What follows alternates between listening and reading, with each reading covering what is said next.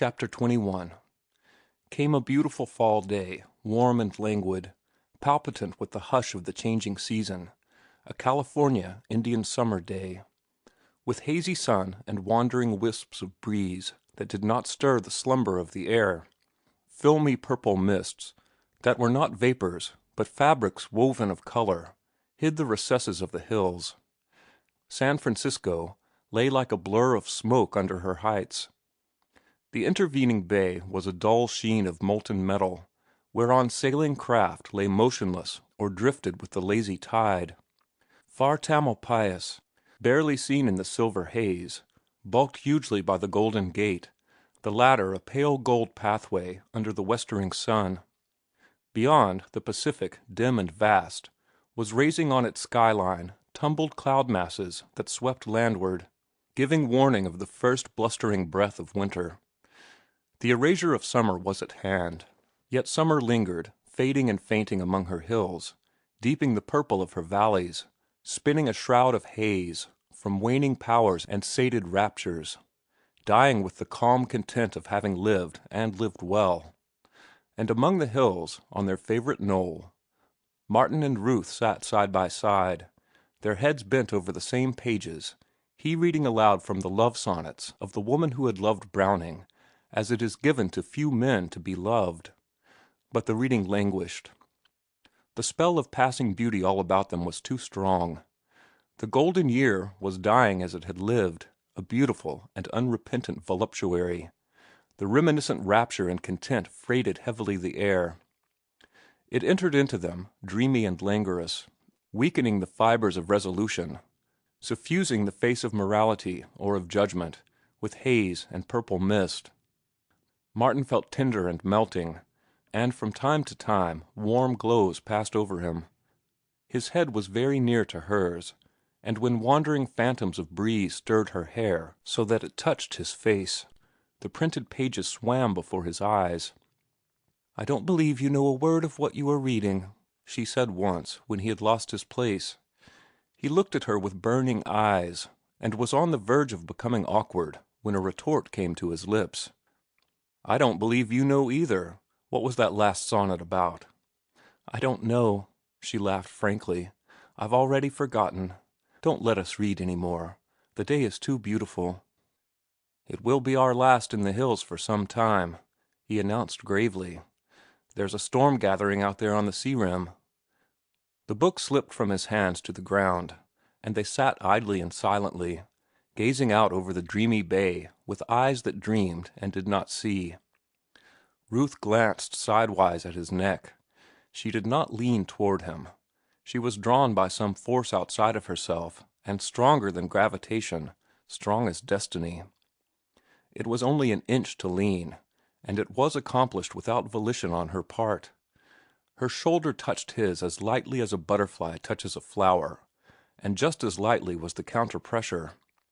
She felt his shoulder press hers, and a tremor run through him. Then was the time for her to draw back, but she had become an automaton. Her actions had passed beyond the control of her will. She never thought of control or will in the delicious madness that was upon her. His arm began to steal behind her and around her. She waited its slow progress in a torment of delight. She waited, she knew not for what, panting, with dry, burning lips, a leaping pulse, and a fever of expectancy in all her blood. The girdling arm lifted higher and drew her toward him, drew her slowly and caressingly. She could wait no longer. With a tired sigh, and with an impulsive movement all her own, unpremeditated, spasmodic, she rested her head upon his breast. His head bent over swiftly, and, as his lips approached, hers flew to meet them. This must be love, she thought, in the one rational moment that was vouchsafed her. If it was not love, it was too shameful. It could be nothing else than love. She loved the man whose arms were around her and whose lips were pressed to hers. She pressed more, tightly to him, with a snuggling movement of her body. And a moment later, tearing herself half out of his embrace, Suddenly and exultantly she reached up and placed both hands upon Martin Eden's sunburnt neck. So exquisite was the pang of love and desire fulfilled that she uttered a low moan, relaxed her hands, and lay half swooning in his arms. Not a word had been spoken, and not a word was spoken for a long time. Twice he bent and kissed her, and each time her lips met his shyly, and her body made its happy, nestling movement. She clung to him, unable to release herself, and he sat, half supporting her in his arms, as he gazed with unseeing eyes at the blur of the great city across the bay. For once there were no visions in his brain. Only colors and lights and glows pulsed there, warm as the day and warm as his love. He bent over her. She was speaking. "When did you love me?" she whispered. "From the first, the first moment I laid eye on you. I was mad for love of you then, and in all the time that has passed since then. I have only grown the madder. I am maddest now, dear. I am almost a lunatic. My head is so turned with joy." "I am glad I am a woman, Martin, dear," she said, after a long sigh. He crushed her in his arms again and then he asked, "And you, when did you first know?" "Oh, I knew all the time, almost, from the first." "And I have been as blind as a bat," he cried, a ring of vexation in his voice. "I never dreamed it until just now, when I kissed you." "I didn't mean that." She drew herself partly away and looked at him. "I meant I knew you loved almost from the first." "And you?" he demanded. "It came to me suddenly." She was speaking very slowly, her eyes warm and fluttery and melting, a soft flush on her cheeks that did not go away. "I never knew until just now, when you put your arms around me. And I never expected to marry you, Martin, not until just now." "How did you make me love you?" "I don't know," he laughed, "unless just by loving you, for I loved you hard enough to melt the heart of a stone, much less the heart of the living, breathing woman you are." "This is so different from what I thought love would be," she announced irrelevantly. "What did you think it would be like?" "I didn't think it would be like this." She was looking into his eyes at the moment, but her own dropped as she continued. "You see, I didn't know what this was like."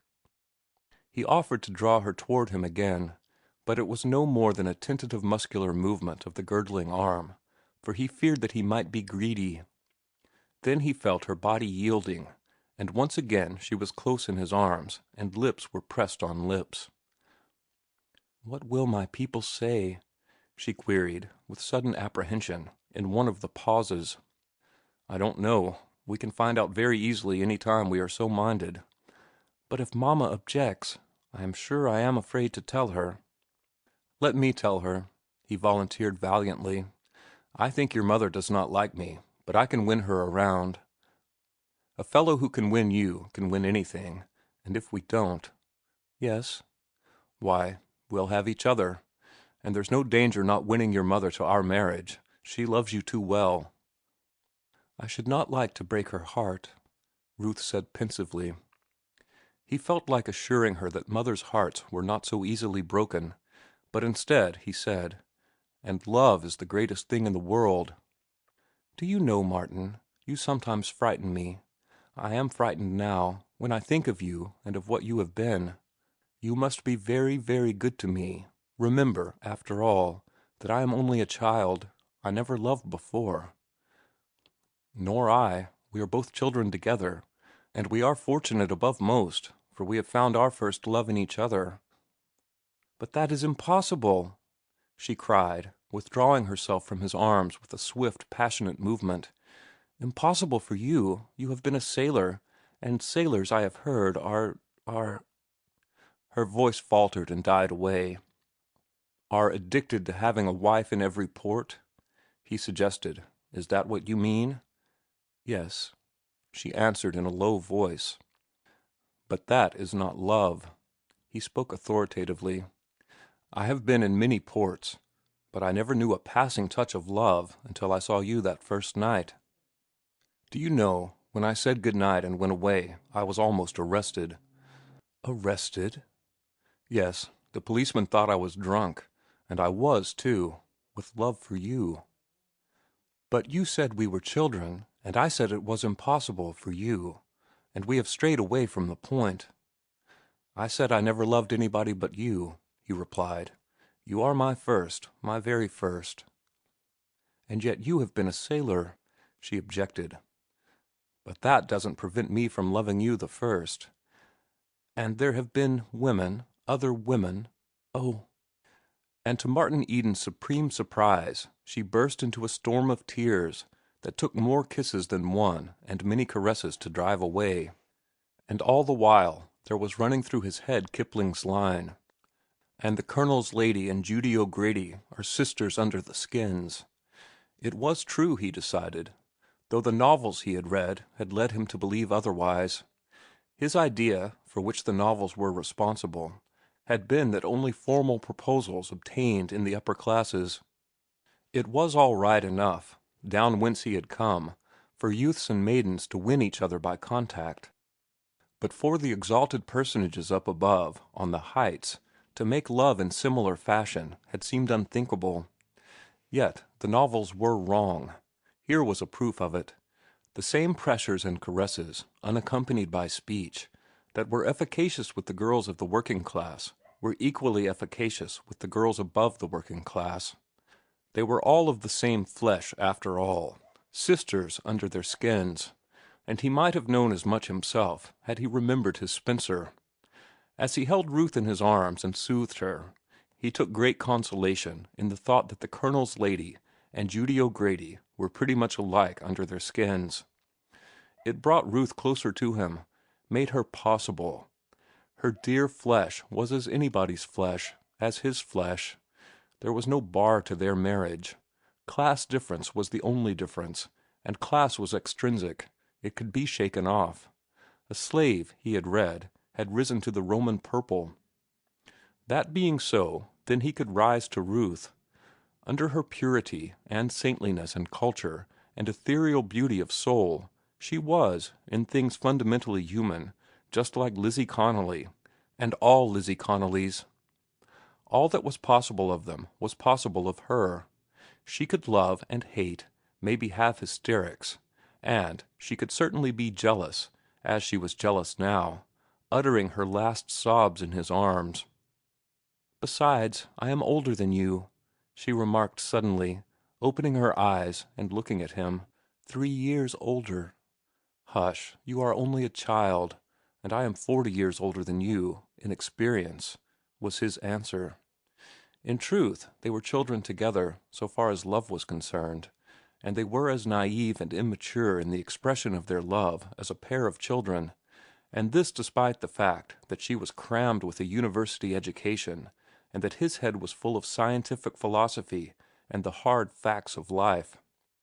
They sat on through the passing glory of the day, talking as lovers are prone to talk, marveling at the wonder of love and at destiny that had flung them so strangely together, and dogmatically believing that they loved to a degree never attained by lovers before.